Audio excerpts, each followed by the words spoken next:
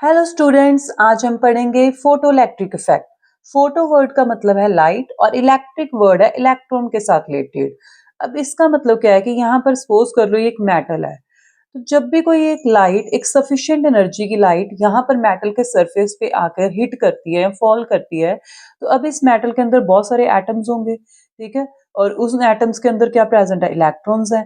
तो ये जो सफिशिएंट एनर्जी की लाइट है, अब यहाँ से इतनी एनर्जी इसकी होनी चाहिए कि ये यहाँ से क्या कर सके, इलेक्ट्रॉन्स को इजेक्ट कर सके या एमिट करवा सके। तो इसी प्रोसेस को हम क्या बोलते हैं? Photo electric effect. कि when a light of sufficient energy falls on the metal surface, then the electrons are ejected from the metal surface. This process is called photoelectric effect. और जो ये इलेक्ट्रॉन्स इजेक्ट हुए हैं, these are called photoelectrons.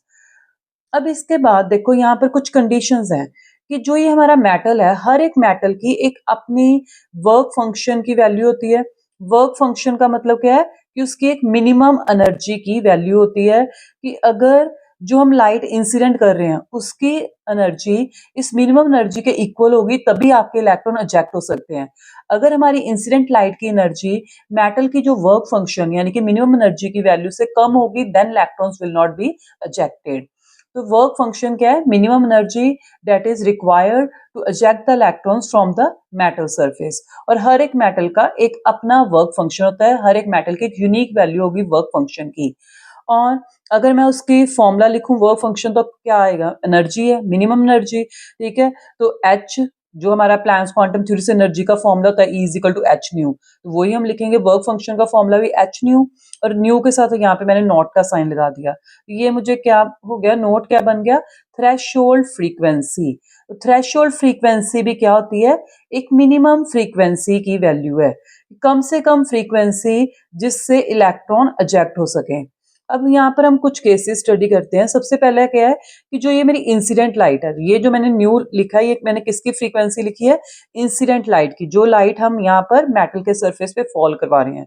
अगर इसकी frequency, जो ये threshold frequency है, जो मिनिमम फ्रीक्वेंसी हमें चाहिए, अगर उसके इक्वल होगी तो इलेक्ट्रॉन क्या होगा? इजेक्ट हो जाएगा, ठीक है। या फिर आप ये भी कह सकते हो कि अगर हमारी लाइट की जो एनर्जी की वैल्यू एच न्यू और एच न्यू नॉट इक्वल होंगे तो इलेक्ट्रॉन क्या हो जाएगा? इजेक्ट हो जाएगा, ठीक है। तो ये एच न्यू नॉट क्या है? Work function. सेकेंड थिंग क्या है कि अगर हमारी न्यू की value less than nu naught है, मतलब इंसिडेंट लाइट की फ्रीक्वेंसी थ्रेशोल्ड फ्रीक्वेंसी से कम है, उस केस में electrons are not ejected. Electron नहीं निकलेंगे मेटल के सरफेस से। और अगर हमारी न्यू की वैल्यू न्यू नॉट से बड़ी है, ठीक है, अगर इंसिडेंट फ्रीक्वेंसी की वैल्यू थ्रेशोल्ड फ्रीक्वेंसी से ज्यादा है, तो इलेक्ट्रॉन इजेक्ट हो जाएंगे। लेकिन अब कुछ एक्स्ट्रा फ्रीक्वेंसी है ना आपके पास। तो देखो, अगर मान लो, सपोज कर लो, हमने एक एग्जांपल ली है कि जो हमारी थ्रेशोल्ड फ्रीक्वेंसी है वो है हमारी 12 हर्ट्ज, ठीक है। और जो हमने लाइट की फ्रीक्वेंसी है वो हमारी होगी 14 हर्ट्ज। तो 2 हर्ट्ज एक्स्ट्रा है ना यहाँ पर फ्रीक्वेंसी इंसिडेंट लाइट की। तो वो जो एक्स्ट्रा फ्रीक्वेंसी है इंसिडेंट लाइट की, या एक्स्ट्रा एनर्जी है जो उसकी इंसिडेंट लाइट की। अब जैसे मैंने इंसिडेंट लाइट की एनर्जी का फॉर्मूला क्या लिखा था? H new. एच क्या होता है? Planck's constant. तो उसकी तो वैल्यू कांस्टेंट है, और यहाँ पे मैं फ्रीक्वेंसी की वैल्यू पुट कर देती हूँ 14। तो अब यहाँ पे मेरी एनर्जी कितनी होगी? 14 एच। और दूसरी तरफ अगर मैं वर्क फंक्शन की बात करूं, उसका फॉर्मूला मैंने क्या लिखा था? H nu not. अब अगर मैंने न्यू नॉट 12 लिया है, तो एच तो मेरा प्लैंक्स कांस्टेंट है, तो अब मेरी वर्क फंक्शन की वैल्यू कितनी होगी? एच इंटू 12 यानी कि 12 एच। अब आपके पास यहाँ पे कितनी एनर्जी एक्स्ट्रा है? अगर मेरी थ्रेशोल्ड फ्रीक्वेंसी या थ्रेशोल्ड एनर्जी मेरी 12 एच है, और जो मेरी इंसिडेंट लाइट की एनर्जी वो 4 एच है, तो एक्स्ट्रा मेरे पास 2 एच एनर्जी है। तो वो 2 एच जो एक्स्ट्रा एनर्जी वो कहाँ पर जाएगी? अब 12 एच एनर्जी तो हमें चाहिए थी इलेक्ट्रॉन इजेक्ट करने के लिए। इंसिडेंट लाइट की कितनी एनर्जी मैंने बोला? 14 एच। 14 एच में से 12 एच यूज हो जाएगी for the ejection of electron. और बाकी जो बच गई है 2 एच हमारी एनर्जी बची ना, बट द रिमेनिंग एनर्जी, जो आपके पास बाकी की एनर्जी बची है, रिमेनिंग एनर्जी, वो हम किस लिए यूज की जाती है?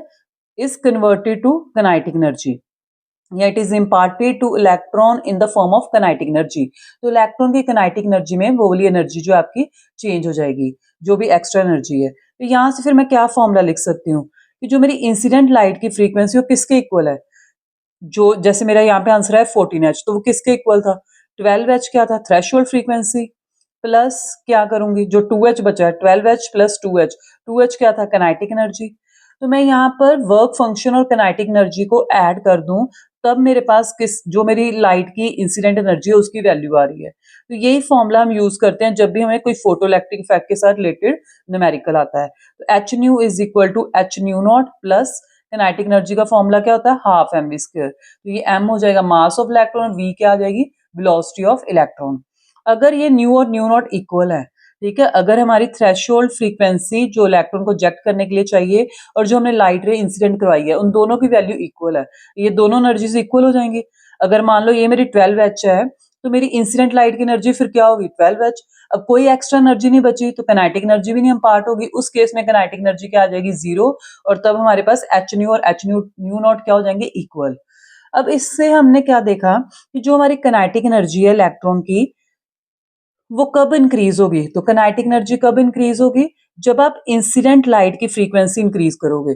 जितनी हमारी इंसिडेंट लाइट की फ्रीक्वेंसी बढ़ती जाएगी थ्रेशोल्ड फ्रीक्वेंसी से, तो वो जो एक्स्ट्रा एनर्जी होगी फिर वो किस में यूटिलाइज हो जाएगी, काइनेटिक एनर्जी में। तो अगर हमें काइनेटिक एनर्जी को इंक्रीज करवाना तो ये जो हमारी इंसिडेंट लाइट उसकी फ्रीक्वेंसी इंक्रीज करनी पड़ेगी, ताकि इसकी एनर्जी भी इंक्रीज हो जाए in comparison to work function. Work function क्या था, मिनिमम एनर्जी, उसके कंपैरिजन में इंक्रीज हो जाए। दूसरी चीज क्या है कि जो हमारे इलेक्ट्रॉन्स अमिट हो रहे हैं, ठीक है, number of photo electrons emitted या इजेक्टेड, उनका नंबर किस पे डिपेंड करेगा, तो ये नंबर जो है, number of photo electron ejected, ये डिपेंड करता है, ये डिपेंड करेगा इंटेंसिटी ऑफ इंसिडेंट लाइट पर, कि जितनी आप इंटेंस लाइट इंसिडेंट करवाओगे अपने मेटल के सरफेस पर, जितनी इसकी इंटेंसिटी ज्यादा होगी उतने ही यहाँ से इलेक्ट्रॉन ज्यादा इजेक्ट होंगे।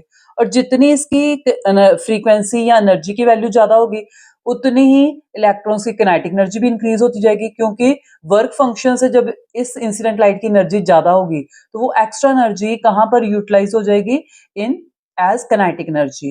I hope that you must have understood it. Thank you so much.